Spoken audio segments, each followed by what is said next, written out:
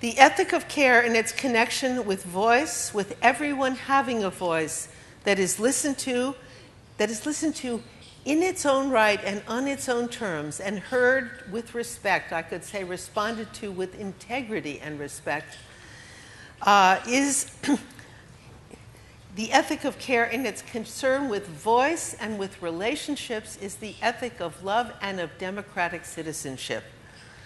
It's an ethic that resists the injustices of hierarchy and domination. The tensions between democracy and patriarchy are playing out in the culture wars of our time, and they also play out within our psyche. As children, as humans, we have the ability to read the human world around us, including emotions that are being withheld. We are far more psychologically canny and astute than we often acknowledge or even recognize. The separation of thought from emotion, which is built into most academic disciplines, of mind from body, of the self from relationships, once seen as markers of development, have now become identified as manifestations of injury or trauma.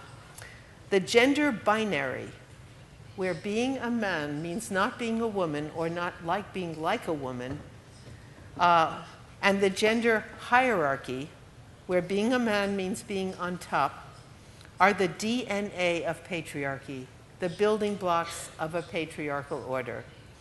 The initiation of children into the gender codes and scripts of patriarchy thus is marked by signs of psychological distress.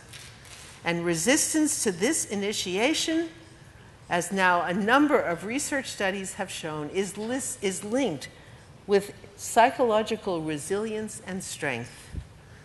The logic of the psyche is an associative logic, the logic of dreams, poetry, and memory, as well as the formal logic of classification and control.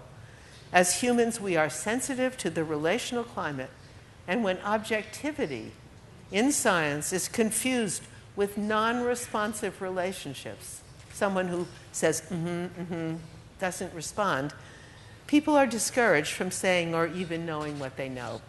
A feminist ethic of care sounds different within a patriarchal culture because it joins emotion with reason, relationships with self, men with women. It's a voice of resistance challenging gender binaries and hierarchies that maintain a patriarchal order.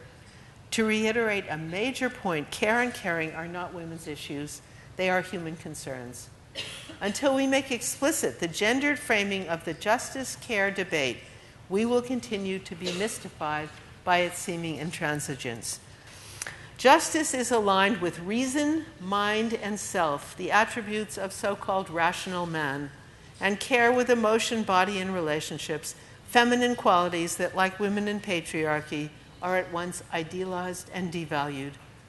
The gender binary and hierarchy become invisible because they have been internalized, incorporated into the psyche.